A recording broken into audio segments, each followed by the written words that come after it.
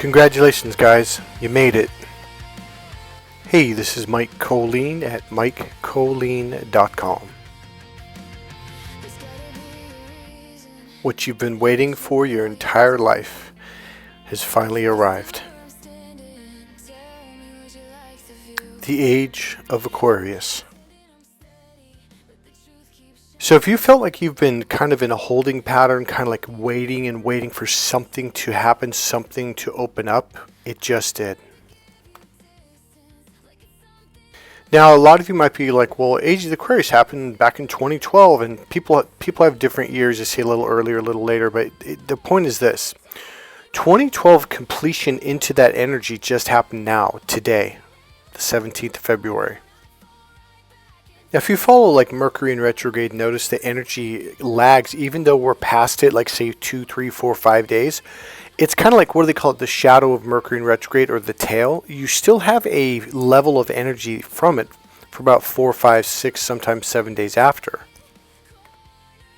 And it's the same thing before. You can feel Mercury in retrograde about 3 to 4 days, sometimes even 5 days before we're officially in Mercury in retrograde. So it's not like it's 100% at 12:01 a.m. It's not quite like that.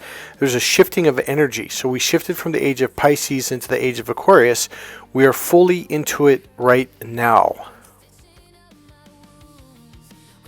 So I'm going to get to the end of the video right now, the purpose of the video right now, and I'm going to give you what this video is about right now. First, I want to say Happy New Year's, guys. Happy 2026. A lot of people have a lot of positive views towards this year, what's coming up. Everyone's enthusiastic. I think the energy behind this has everyone in not only hopeful energy, but expectation energy. Okay, so here's what you're going to do with the year of the Fire Horse 2026, the Chinese New Year. So here's the deal. There's a lot of fiery energy. Now, this doesn't necessarily mean it's bad energy. It really is a very, very positive year.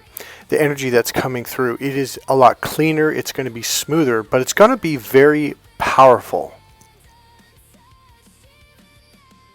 So the energy behind this is essentially this. It's one phrase. Go with it. Period. End of sentence. Go with it. Allow things to unfold. Let things happen.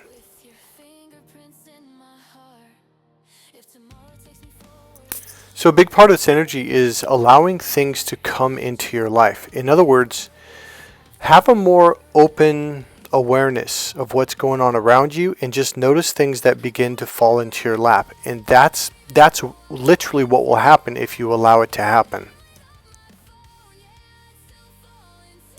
For example, I just got a business opportunity that literally came out of left field a little bit more than 24 hours ago. So right now it is 1:50 a.m. Tuesday, February 17th. So essentially the way I'm going to deal with this, I'm just going to deal with an open mind, and I'm going to listen to what they have to say. What they've already told me so far sounds, what's the word for it? Very lucrative, sounds financially gainful. I'm actually understating it because I don't want to overstate it yet to see what actually happens. So the way I'm going to deal with it is I'm just going to allow them to come to me. I said, hey, I can talk to you on a certain date. We can do this. We can do that. And I'm just going to listen to what they have to offer to see how this works out. And here's the other part of it. If it works out, great. If it doesn't, great. Now, another aspect of the energy is right now. In other words, it's a time for action. The energy's there. All you have to do is number one, go with the energy. Let the energy be the driving force. You don't need to be the driving force anymore. That's the difference. Because now you're in the driver's seat.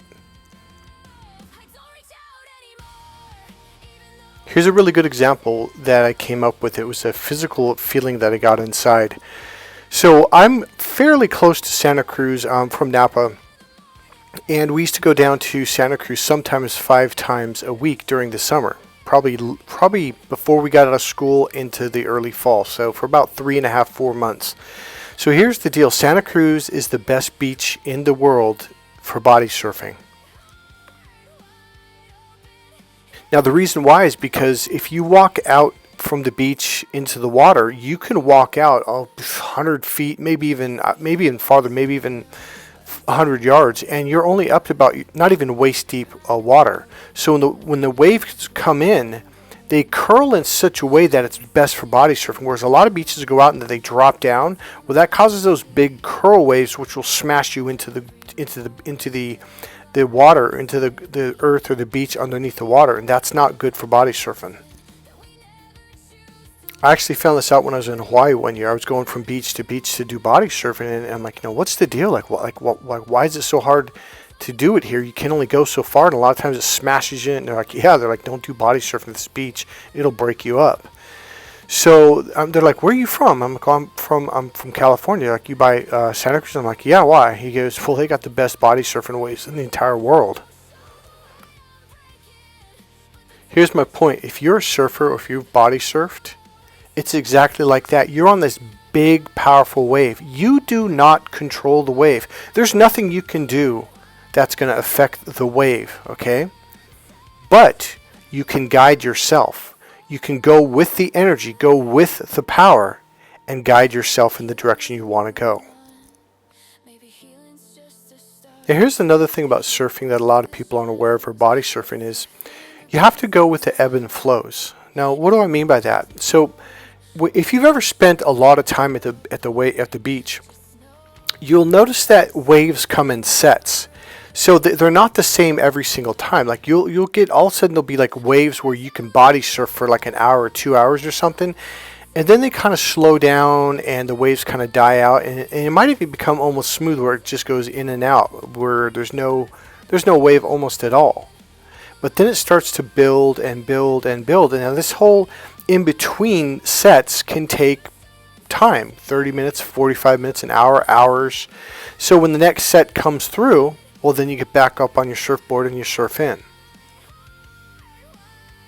So this is what I'm going to call the ebbs and flows of life. You have to go with the flow, go with the highs, go with the lows, go with the ebb, go with the flow, go with the in, go with the out. So become more fluid. Okay, I'm going to let a little secret out that I've been kind of hiding from you guys. I've mentioned very briefly about 3 months ago, and I said I'd let you know when it was time. Well, it's time. So this is going to be about the ebbs and flows of life. A while back, if I were to go back 10, 15, 20, 25 years, I didn't deal with them very well because I wanted everything now. I wanted to force things. I wanted to push things. I wanted to make things happen. Now, obviously, over the last decade, 2 decades, I've gotten better and better and better at this. So here's the deal. I was in a pretty bad accident back in October. I was injured fairly severely, and I finally got surgery for it just 2 days ago. And I told almost no one about it. I was released from the hospital, and the very first thing I did was I walked 2.5 miles down to the bus station, took a bus down to the Sausalito Fire Department, and I picked up my bike and I rode it home, believe it or not. And I had a completely separated shoulder. Not to mention other injuries. And you might be thinking, well, why did you do that? Because I figured, number one, get it out of the way because I have shit to do. So I got home, I rested a couple days, and I actually rode my bike about 2 or 3 days later. And I'd never stopped making any of the videos, never stopped doing any of my business, because it's time to keep things moving forward. Now, here's my point. The way I'm dealing with all this stuff is in a much smoother manner. So instead of doing it out of force or anger, it's more done out of kind of motivation and inspiration and knowing when to rest. And I think that's kind of the important thing. I think, well, wait a minute, you didn't rest at all. Yeah, essentially I didn't, but I did because I figured, you know what, I can do this level of this, so I'm going to do it. So here's the deal. I knew that I could get a certain amount of stuff done. I knew that I could deal with a certain amount of pain, physical energy, etc. So I thought, you know what, get what you can get done and then rest. I think another message I'm trying to send here is you can get more done than you realize. And I think the days of laziness are pretty much past us. So it's going to be a lot like body surfing or surfing. It's fun. You know, you get to do twists and flips and spins, and you know, you get to crash, you know, in the water, and it's a fun experience. So that's kind of the attitude and the mentality moving forward in life. Here's the other weird experience. I don't know if I want to say weird, but it's different. It's not an experience that I've ever had before in my life. So you guys know I talk a lot about grounding your energy. Well, there's levels to this game, and I mean levels. When you become powerfully grounded, you can shift an entire group of people's energy. So going back to when the ambulance picked me up, to when the fire department was there, to going to the emergency room, to even my surgery just the other day, it was an angelic experience the entire time through. I have this ability. Even though I was in tremendous pain, I have this ability to ground myself and to ground the energy around me, which caused people to fall into this open, loving, nurturing energy. So everyone that came within this space fell into this very kind, nurturing, loving energy. So when I was in the emergency room and they were talking and going fast and asking me, what are you allergic to? Blah, blah, blah, you know, they were going really fast. I just had this really grounded awareness about me. And everyone just kind of like their eyes dilated, and it just became calm, and they opened up, and it became more of a nurturing experience. Same thing happened during surgery. So it was the same thing when I first got into the hospital, same thing right before surgery, right after. I had to stay for a couple extra days because there were some complications afterwards, some pretty severe complications. I have this thing where when I'm on, what do they call it, the doctor that gives you the oxygen, I think it's called the anesthesiologist. Well, the stuff you breathe in, well, in the recovery room, essentially what happens to me is I essentially fall asleep. And you're like, well, yeah, that's fine. Well, but when I do that, I stop breathing. So here's what had to happen. They had to keep someone by my side. They had to keep monitors on me for, I think it was 15 hours after the surgery, because whenever I'd fall asleep, my body would just stop breathing. And it was kind of like I had to make myself breathe. Not kind of like, I absolutely had to. In fact, every time I'd stop breathing, the little alarm bell would go off. Like, Michael, breathe. And I told them, when I don't breathe, just tell me to breathe. Even though I'm asleep, I can hear you. And then I would breathe deep. So I had to essentially keep myself awake the entire time.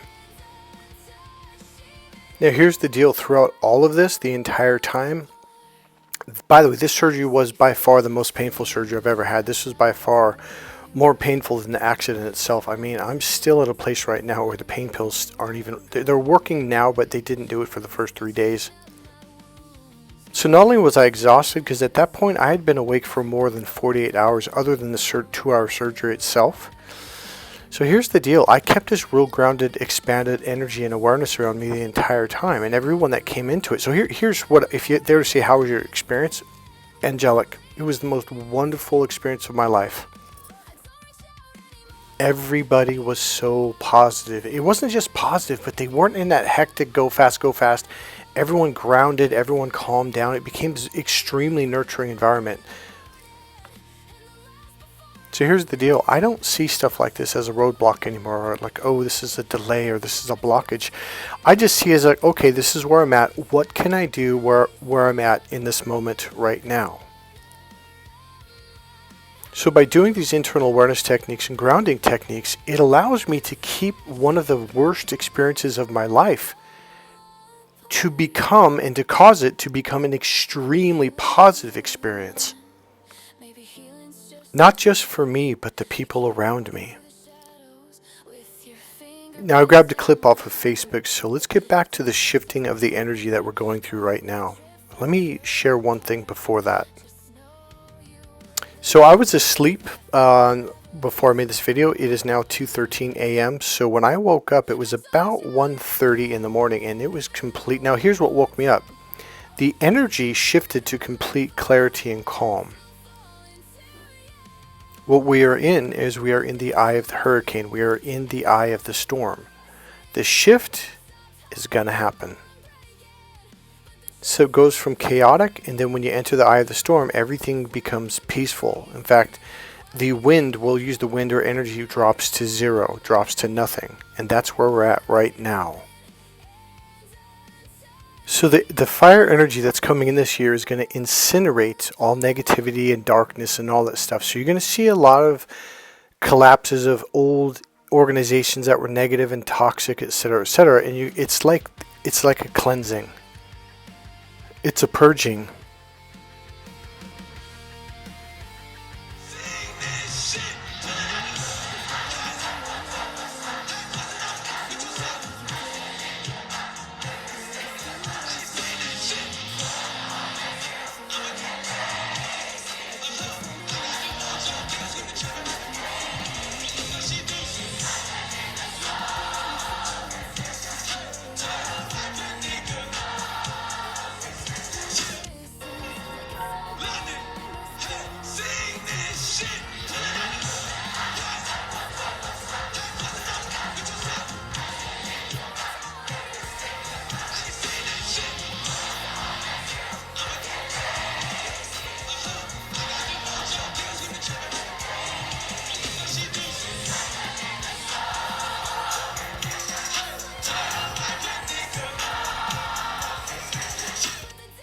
The visuals of this image where the sun is dancing this celestial light upon the people on the planet, that is the description that I'm experiencing.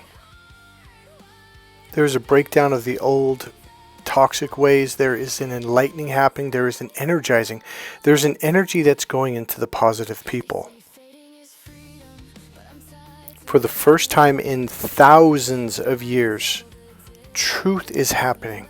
People are beginning to be, and here's the word, allowed to speak the truth of what's happening. And I mean for thousands of years, going back before the age of Jesus.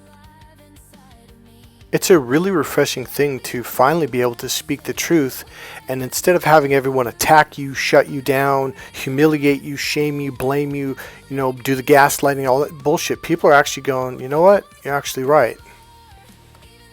Mel Gibson, Roseanne Barr, and on and on and on. How many people's careers were completely destroyed simply because they told the truth, because they were trying to save children?